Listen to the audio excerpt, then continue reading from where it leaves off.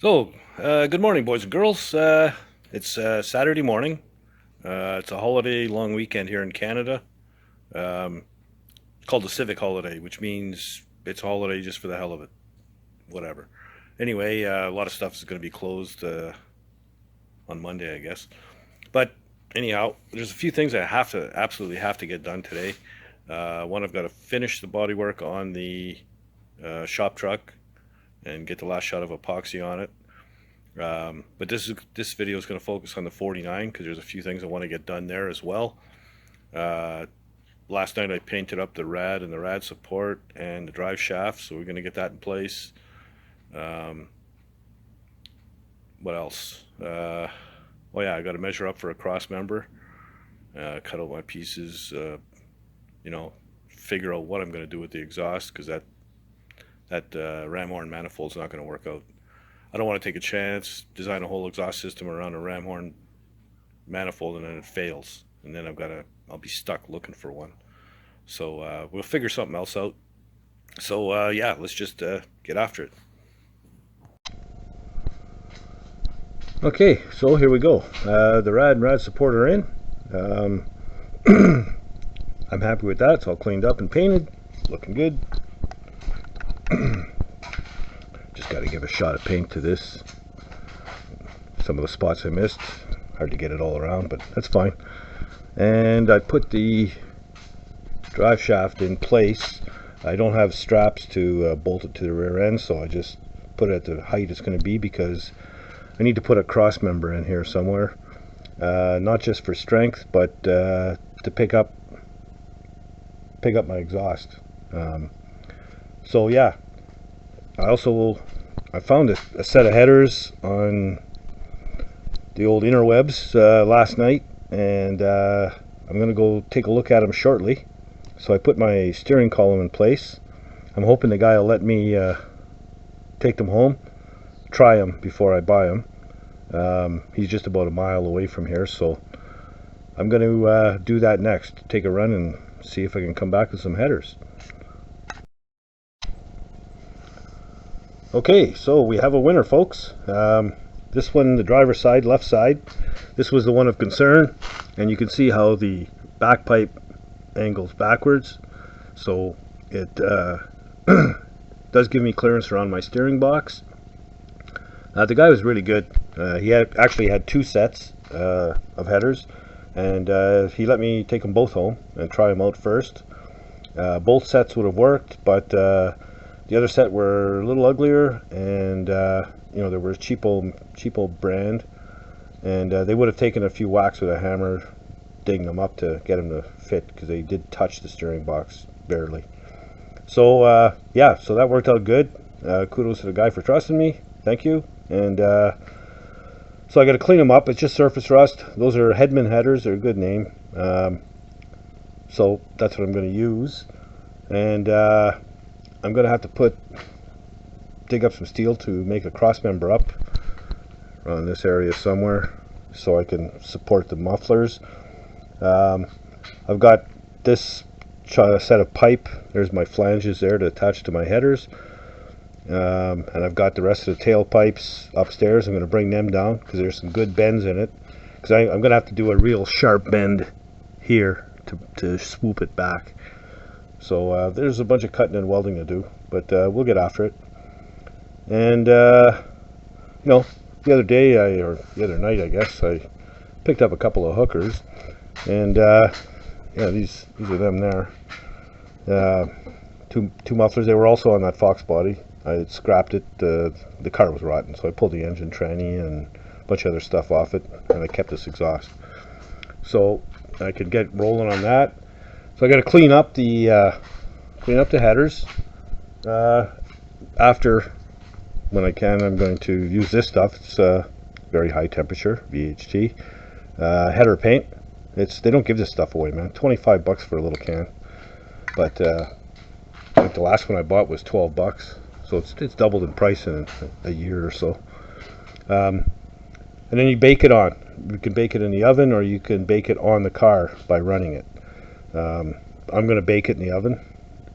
Last time I did that, though, you know, I really pissed the little woman off Her eyes were burning and the house reeked for a couple of hours. So I'm going to wait till she's gone to work before I do that.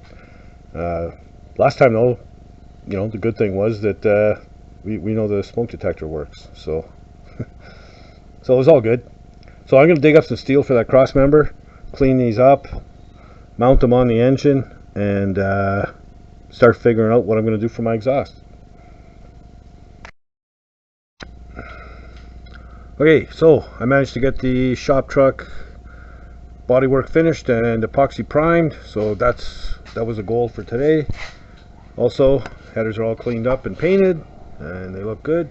And here's what I was talking about, this tight turn down here, because I've got that steering arm, so I've got to do a tight turn to go to the back. So anyway, we can start on that once I get that cross member in. And I did cut out all the pieces for it. That's going to be it. So I got to weld it all together. That's where your drive shaft's going to be, and it should work out. Good. So I got a ton of welding to do, and but I'm going to call it a night. Come back tomorrow and get on that right away. So, so that was a good productive. Holy Jesus, I'm dirty. That was a good productive day. The main thing was getting that truck box done. So now I can shoot it with regular high build primer and start block sanding it and get it ready for paint. Hopefully in a couple days. Then I can get back on that other square body. Got a lot done on the 49 as well. So I'm going to come back in the morning. Fresh start, and we'll get on welding that cross member together and get it in place right away. So man, this is taking like forever and a day. And I'll show you what the problem is. What the issue is. See this groove here? This steel. It's my choice of steel because I'm cheap. It's actually two pieces, and they lock in together. Now I've welded this seam already, and I had to do the same in all the pieces. So it's a lot of welding, grinding, cleaning up, cutting stuff at angles and what have you.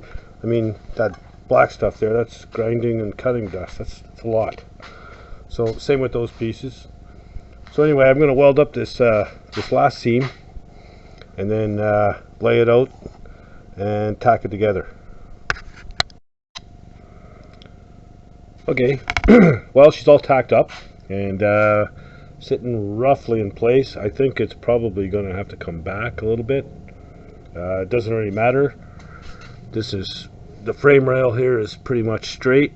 It's the same measurement, 29.5 from there all the way to there. And you'll notice I box those frame rails in on both sides. So if this has to go that way, back, that will reduce the clearance here between the drive shaft and the cross member. So I can just slide it down a little bit. So it doesn't really matter. What dictates that is where my pipes are going to end up and where my muffler is going to be. So I want to be able to pick up the muffler with my cross member and make sure it's good and secure. So I may even, add gussets down here so it picks up the whole depth of the frame rail. But we'll see how it goes. I've had enough welding and grinding for one day. It seems like a lot of work for a cross member, and that's because it is a lot of work for a cross member because I'm cheap, and I like to use stuff that I have. This steel is actually industrial shelving. The stuff they have in warehouses, the forklifts put stuff on. So, and weld it up together like that, it's going to be strong as hell. So we did okay. We got our headers in and done. We got the cross member done. Just got to figure out exactly where I'm going to put it. And yeah, I'm going to sit down and have a nice cold pop or two or four or whatever. From welding for a few hours at a time can knock the hell out of you. But we're in good shape. We're in good shape, moving right along.